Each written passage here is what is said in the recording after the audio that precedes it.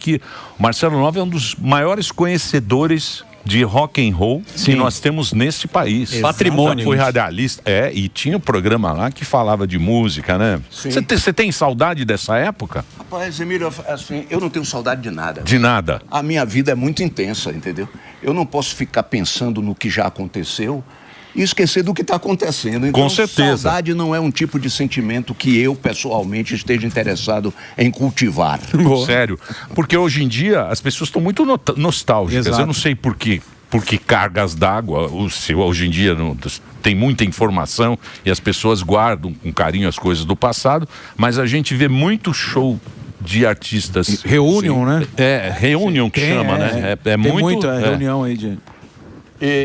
O Camisa, por exemplo, nós estamos vamos começar agora, uma tour para comemorar 40 anos de 2 discos. Nós lançamos 2 discos há 40 anos atrás, mas não foram 2 discos simplesmente, foram os 2 discos assim, muito importantes na carreira do Camisa, que viriam tanto em termos de sonoridade como em termos de texto, marcar a diferença e a personalidade do Camisa como uma entidade musical. Então, a partir agora de junho, para começo de julho, até o final do ano. Que é essa agenda aqui que eu tenho aqui, que tá uma bela turnê, né? Dia 6, Pirapora, Minas Gerais, dia 10, São Paulo. Começa aí é julho, aí a coisa vai embora. Vai embora, né? Julho tem São Paulo, depois dia 11, Belo Horizonte, Minas Gerais, no Mr. Rock, Santos, São Paulo, Arena Clube, dia 8 em Curitiba, dia 29 São José dos Campos, dia 11 Goiânia, dia 12 Brasília, dia 19 Recife, no Pernambuco, Festival de Rock Recife, 26 em Porto Alegre. E depois tem Jaguariúna, Santo Antônio Monte e Ribeirão Preto. Agora, você é um cara... Eu tava pensando, né? Porque o Camisa, ele surgiu numa época em que o rock era meio pop. Era uma coisa meio pop. Então você tinha o pop, o rock que virou uma coisa para tocar no rádio, baixa guitarra, tal, aquela história que nós tivemos. Tinha a MPB, que era aquela coisa mais elitizada. E você apareceu com Silvia Piranha, não sei o quê. Você é meio o pai do punk rock no Brasil, não é? O Camisa não é isso? Não, havia, quando o Camisa começou em Salvador, havia já aqui em São Paulo esse movimento, vamos chamar de movimento punk, que era uma coisa muito engajada a determinada postura política, até o próprio uniforme de coturno, todo mundo de preto, todo mundo... Tinha toda uma estética que remetia a essa coisa punk. O Camisa, nosso primeiro disco, na verdade era um compacto, que hoje chamam single. Isso, né? Isso. Era um compacto com uma música chamada Controle Total. E o primeiro verso da canção dizia, foi a primeira música que nós gravamos: levante e vá tomar café, é hora de trabalhar, mas se quiser ligar o rádio, tem música feita para lhe sedar. Aqui em Salvador, a cidade do axé, a cidade do horror. Então, e o que é curioso, essa música virou um hit enorme em Salvador. As pessoas se dividiam entre quem adorava e quem detestava, né? Curioso, eu trabalhava na Rádio Aratu em Salvador, eu fazia a programação da rádio.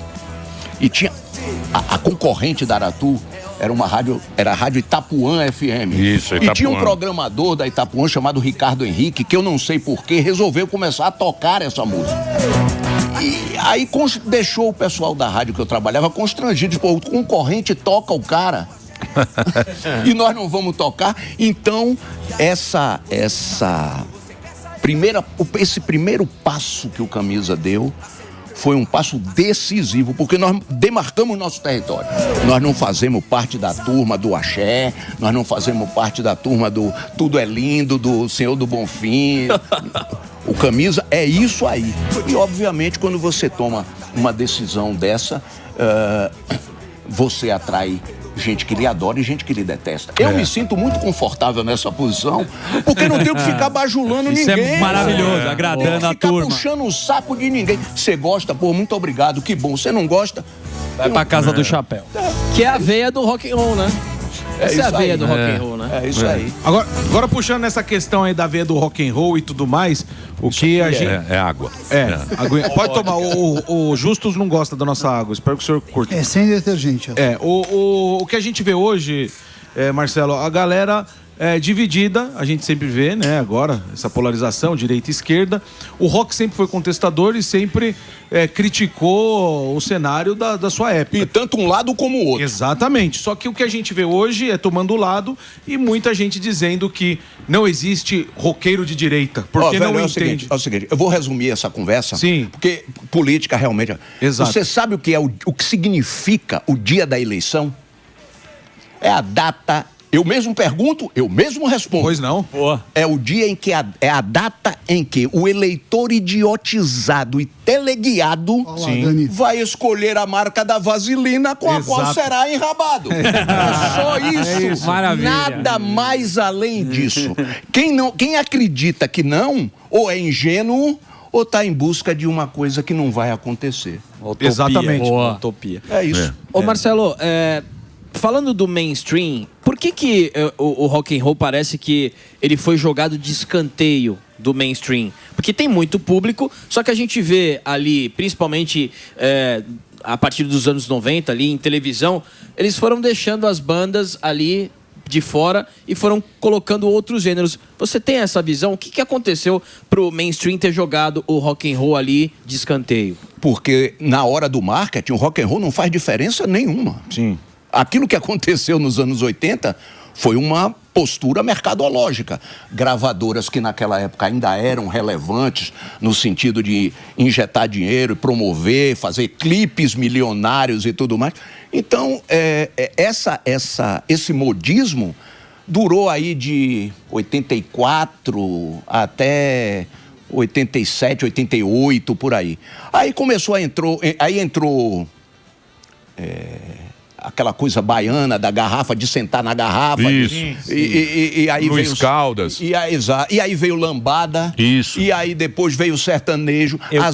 As modas vão se sucedendo. As ondas. Até que chegou num nível de tanta pobreza no sentido da sua capacidade. Musical também. Mas eu acho ainda uma coisa levou a outra, a pobreza dos textos, sabe? Sim. A coisa de você ouvir uma canção e essa canção lhe despertar para algo que você naquele momento não estava nem sequer imaginando. Então, essa capacidade de questionar, de se posicionar independentemente da veia política, né? É um fato. As pessoas reclamam. Político não promete e não cumpre. Eles não podem cumprir. Político tem que mentir, porque isso faz parte do processo. Imaginem o Brasil acordar com segurança, sem problema de educação, sem problema de saúde. Imagine o que é que esses caras vão fazer a partir daí. Exatamente, não tem mais o que prometer. Não tem mais o que prometer. Se eles cumprissem o que prometem, eles estariam imediatamente desempregados. Exatamente. É igual humor. O humor em país igual não existe. Por exemplo, Noruega é uma porcaria o humor. Na Dinamarca é uma merda o humor. Por quê? Porque lá tudo é certo. Tá tudo bom. O humor ele só funciona em lugar desigual. Só na desgraça. Só na desgraça. Que o humor é a desgraça de ontem, né? A gente conta, a gente acha graça. De hoje aconteceu uma coisa ruim. Exatamente. Agora, essa pobreza... Você acha... Por que você acha que aconteceu isso? Eu entendo o que você falou. Eu também...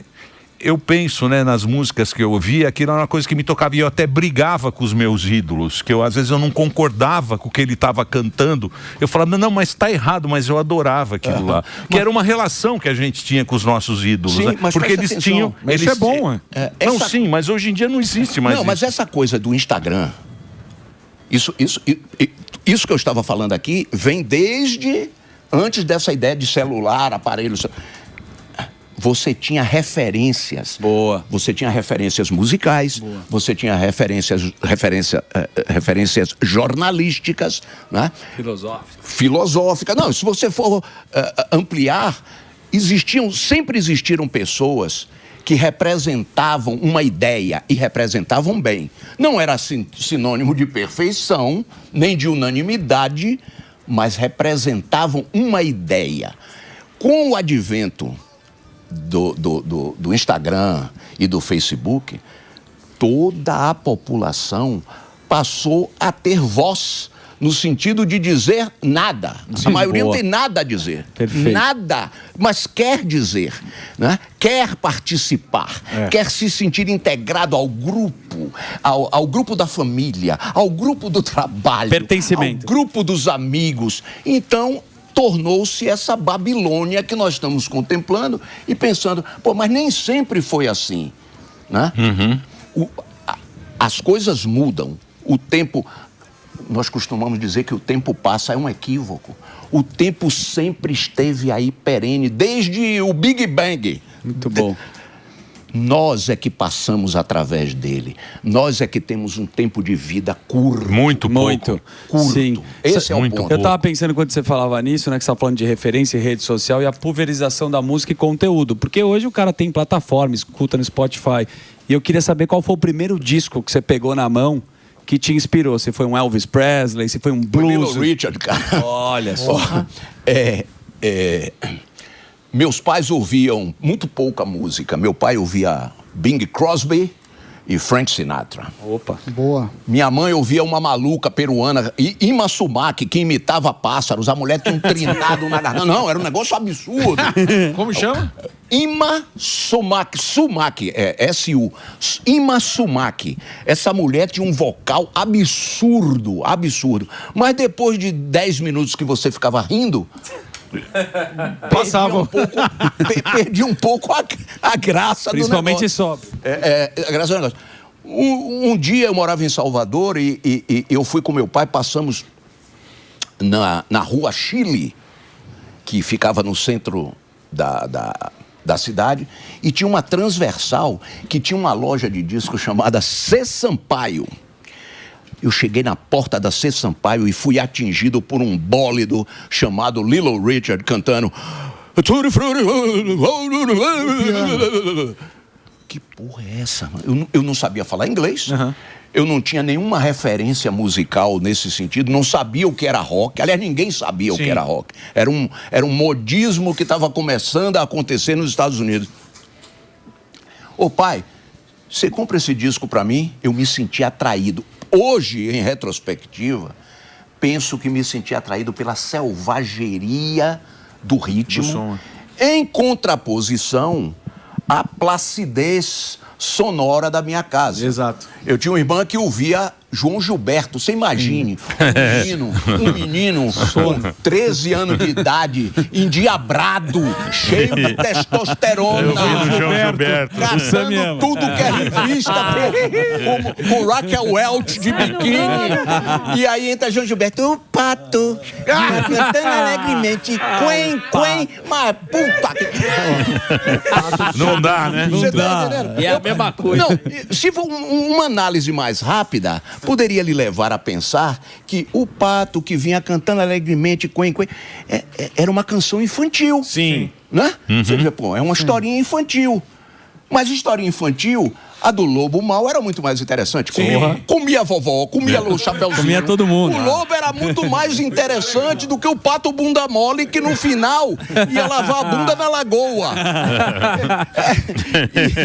Ó, velho, eu muito cedo, nessa faixa de idade, aí 12, 13, 14, eu comecei a comprar discos. Comprava discos do Animals, dos Stones, dos Beatles, obviamente. Eu comecei aquela invasão do rock inglês lá atrás, começou a proporcionar uma chance para quem era um moleque como eu, apaixonado por música, de mergulhar naquilo e ir adiante. Que é o espírito irreverente mesmo. Mesmo nome, Camisa de Ventos, eu lembro que eu já estava no rádio, estava contando aqui para eles. Ah, sim, é.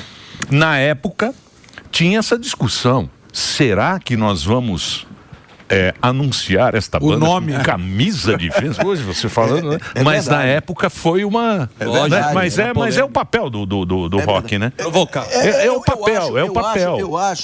Eu penso que vai muito além do rock.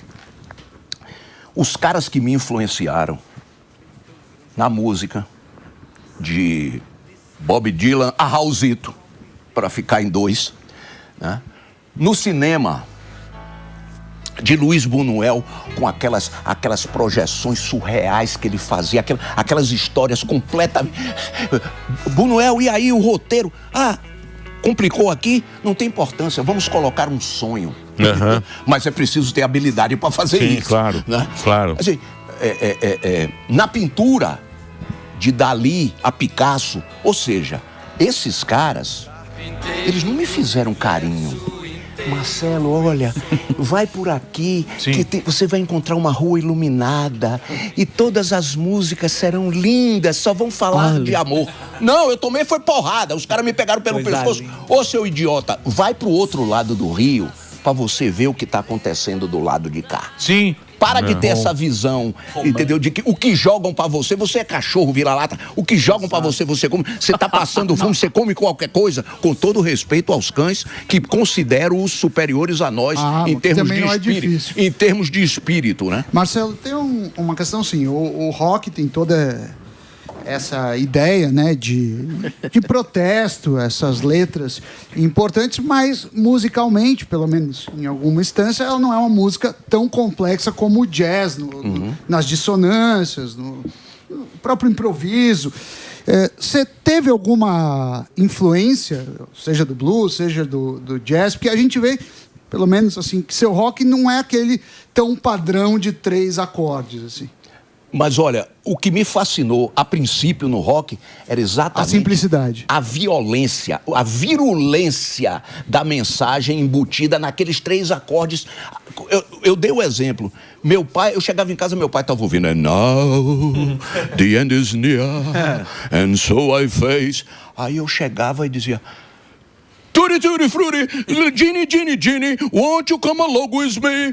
E o piano, o que eles chamam de pumping piano. Rockabilly. Era aquilo ali, pra mim, funcionava como uma coisa inexplicável. Eu não tinha uma explicação pra isso. Eu era um menino de 10, 11, 12 anos de idade. Por que esse menino não gostava de nada a não ser desse gênero musical? Que ele não entendia, inclusive. Não se trata de uma percepção, não se tratava de uma percepção intelectual. Eu não sabia o que era rock and roll. Para decifrar tudo aquilo. Mais emocional. Mais, exatamente. E nunca me livrei disso, nunca quis me livrar. Aliás, devo ao rock and roll uma carreira. Sim. Eu comecei há 45 anos atrás, meninos. Caraca. Entendeu? 1980. Não tá nem nascido. Mas então, o Camisa era... Você assistiu um show do Camisa, lá que você pegava Aramaçã, que tinha 5 mil pessoas pulando assim. Loucura. Você fala, meu Deus... E é o seguinte, quem viveu essa época, viveu. Quem não viveu, não vai ver mais. Não vai ver nunca mais. Parecido. Agora vocês vão lá no Allianz Parque, lá tudo sentadinho, bonitinho. Com a luzinha do Coldplay. Coldplay.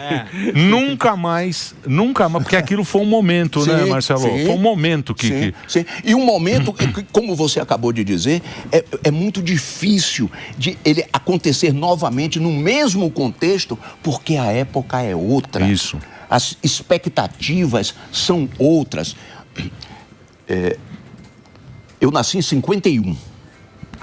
Eu não peguei a cinematografia dos anos 50. Eu só fui me interessar, por exemplo, por filme noir já adulto.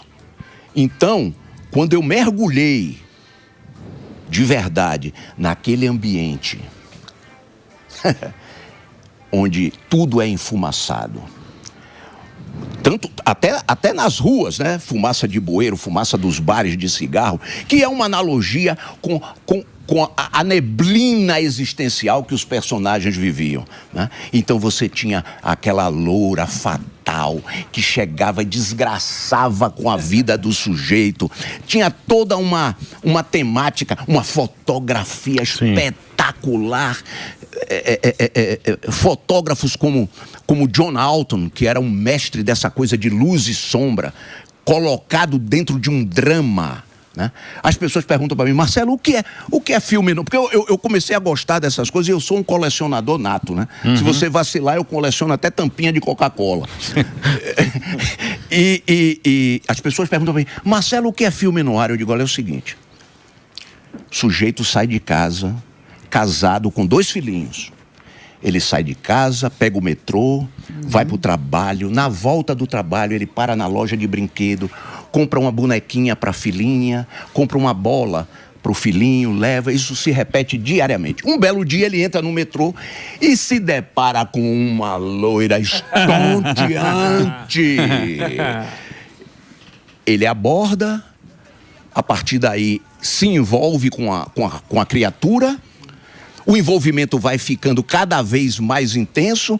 Ela o leva pela ribanceira da desgraça. Isso. Sabe? No limiar da... Ela leva o sujeito a cometer coisas que ele nunca... Jamais imaginou. Nunca. E era um homem de bem. Era um homem... Comprava o brinquedinho. Era um homem de bem. Era um homem de bem, de moral ilibada. Isso. Então, o que é que acontece? Um belo dia, ele acorda todo espancado, todo ferrado, cheio de hematoma, numa cela de prisão, todo arrebentado. E aí ele olha pro teto, tenta, ai, tudo dói o corpo. Então o corpo era um algodão molhado pela dor. Ele olha e diz: ah, mas aquela xoxotinha. Isso é filme noir. Filme noir é isso. Exatamente.